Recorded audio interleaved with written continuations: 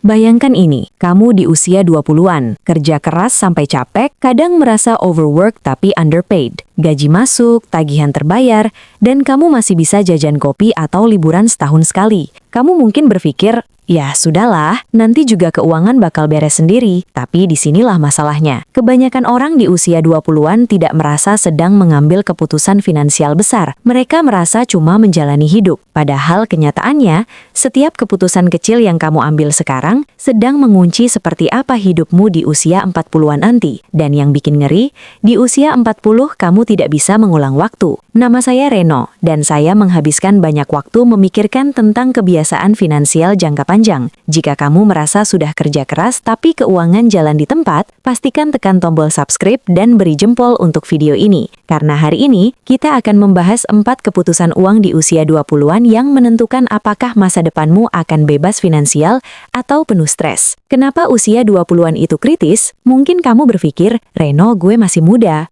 Fokus kerja dulu aja. Wajar, semua orang berpikir begitu. Tapi usia 20-an bukan soal seberapa besar uang yang kamu punya, melainkan tentang arah uangmu. Statistik menunjukkan, perbedaan kekayaan terbesar bukan antara orang jenius versus orang biasa, tapi antara mereka yang mengambil keputusan benar lebih awal versus yang menunda. 2 orang dengan gaji yang sama di usia 25 bisa punya nasib berbeda di usia 40 hanya karena 4 hal ini. 1.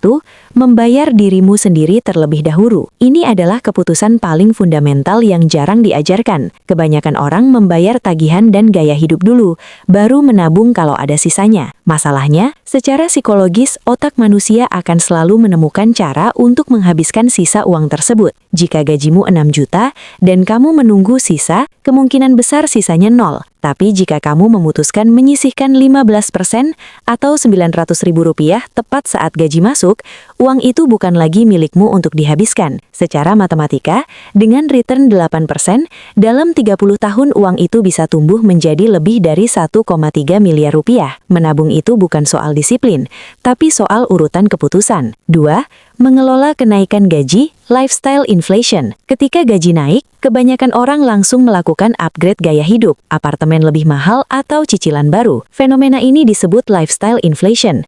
Padahal ketika gaya hidup naik tak terkendali, kebebasanmu justru menurun. Orang yang aman secara finansial di usia 40 biasanya hanya menaikkan gaya hidup sebagian kecil saja saat gaji naik dan mengunci sisanya untuk masa depan. Jika gaji naik 2 juta, jangan habiskan semuanya. Alokasikan sebagian besar untuk investasi. Ini bukan soal pelit, tapi soal siapa yang kamu biayai, dirimu hari ini atau dirimu di masa depan. 3.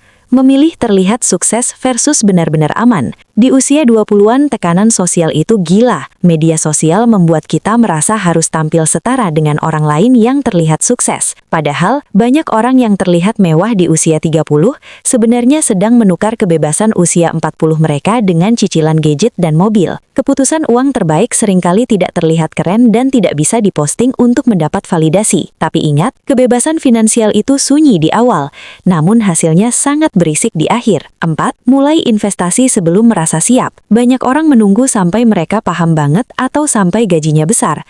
Masalahnya, waktu tidak menunggu kamu siap. Mari pakai angka nyata. Investasi Rp1 juta per bulan dengan return 8% dimulai dari usia 25 akan tumbuh menjadi sekitar Rp590 juta di usia 45. Tapi jika baru mulai di usia 35, hasilnya hanya sekitar Rp183 juta. Selisih Rp400 juta itu hilang bukan karena kamu kurang pintar, tapi karena kamu menunda. Dalam investasi, waktu mengalahkan kepintaran. Kesalahan terbesar di usia 20-an bukanlah salah pilih instrumen, tapi tidak memilih apapun. Kabar buruknya, kalau kamu mengabaikan ini, hidup di usia 40 akan terasa berat meski kamu kerja keras. Kabar baiknya, kalau kamu menonton ini sekarang, artinya kamu belum terlambat. Kamu tidak perlu jadi jenius, kamu hanya perlu sadar, mulai dan konsisten. Jadi kamu mau hidup seperti apa di usia 40 nanti? Tulis di kolom komentar, keputusan mana yang ingin gue perbaiki mulai bulan ini. Sampai ketemu di video berikutnya.